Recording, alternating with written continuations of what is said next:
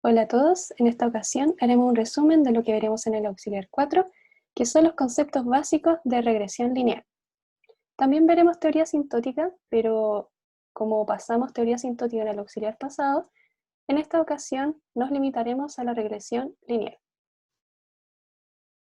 Comenzar con decir que hay ocasiones en las que nos gustaría analizar la dependencia de una variable y numérica, en general es numérica, frente a otras variables x. Entonces quisiéramos tener una función m tal que y se pudiera escribir como una función m de las variables x, donde y entonces sería la variable dependiente o endógena, y x sería la variable independiente o exógena. Y a mx lo llamamos el modelo que toma las variables x para explicar la variable y. Pero no sabemos mucho de esta dependencia, pero si asumimos que podríamos tener una dependencia lineal, como se muestra acá en un gráfico que hice, donde tenemos las variables x por un lado, las variables y por el otro, y vemos que los puntitos podrían comportarse de una manera lineal, o sea, que haya una relación lineal entre y x.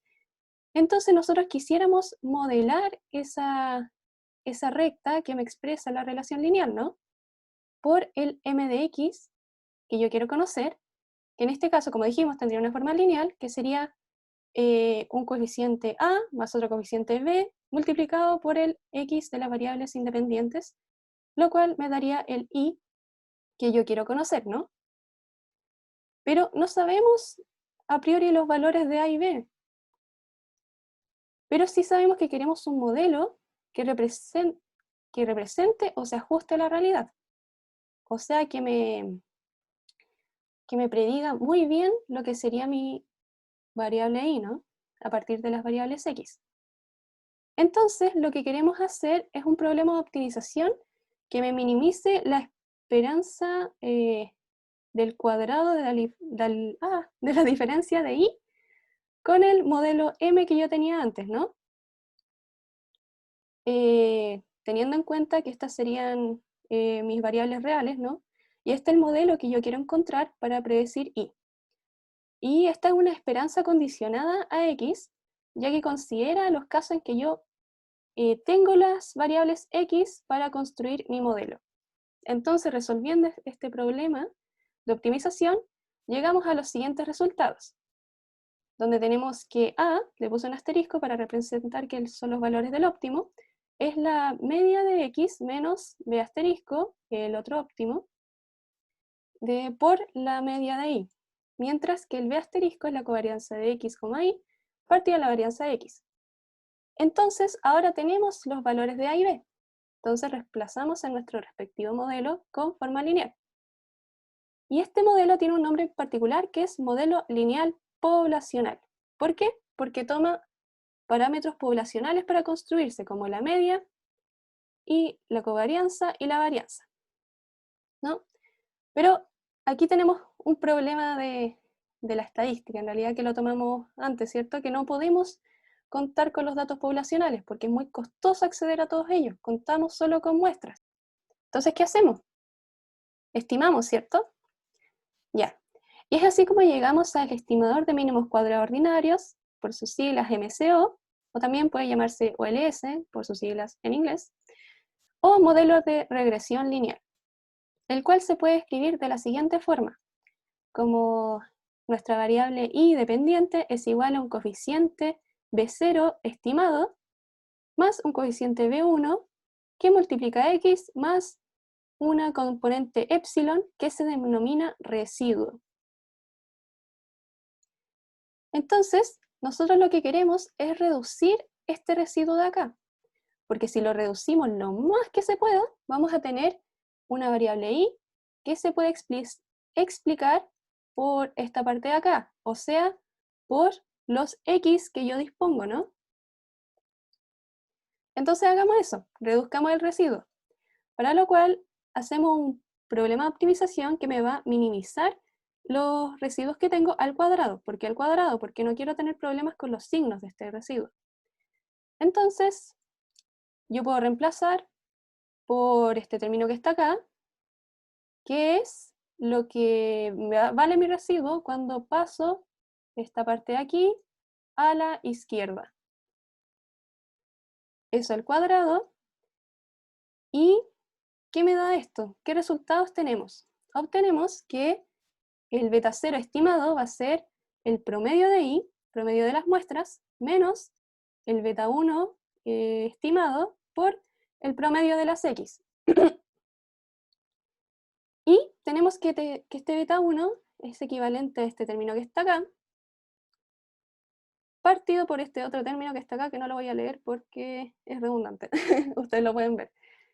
Y notemos que esto es igual a la covarianza de X, Y en su versión muestral, o sea, el estimador, partido por la varianza de X muestral, también un estimador. Y ojo, que este beta 1 de acá se parece mucho a lo que nosotros teníamos aquí, ¿cierto? Entonces, parece que estamos teniendo un buen modelo, ¿cierto? O sea, el MCO puede ser bastante útil, ¿no? Y haciendo el nexo con los parámetros poblacionales, este es un resultado que no lo explicité, pero tenemos que el beta asterisco va a ser igual al beta 1 estimado por este término que está acá, que vamos a denominar sesgo. ¿Por qué? Porque si la covarianza de X, Y, es decir, este término que está acá, es 0, vamos a tener que nuestro beta asterisco de antes va a ser igual al beta 1 estimado, ¿cierto? O sea, ese es el ideal que nosotros quisiéramos.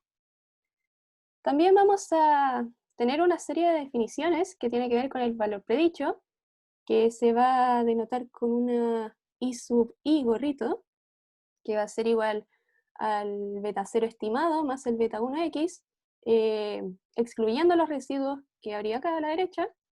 Y también tenemos el residuo que va a ser la diferencia entre el valor del I real menos el valor predicho de ese mismo I. Esas son definiciones. Y también otro concepto importante es la suma de cuadrados, los cuales indican la variabilidad que yo tengo del modelo. En esta suma de cuadrados tenemos la suma de cuadrados totales, que es este término de acá, la suma, que me representa la variabilidad total de mi modelo.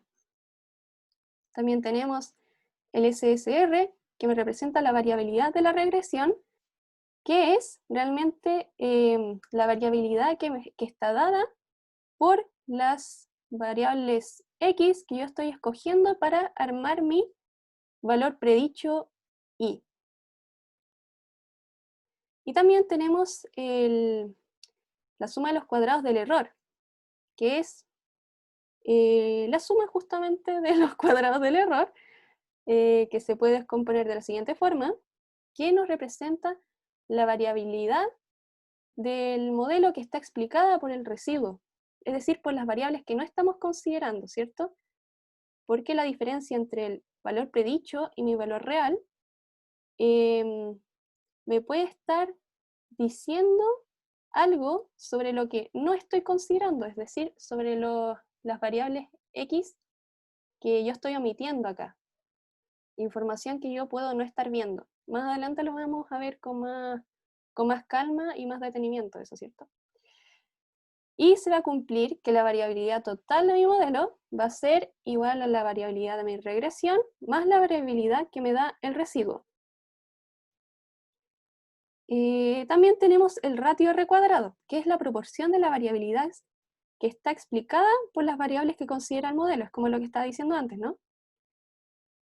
Entonces, el cual se define de la siguiente forma, que va a ser el SCR, es decir, la variabilidad explicada por las variables de mi regresión X, partido en el SST, que es la variabilidad total.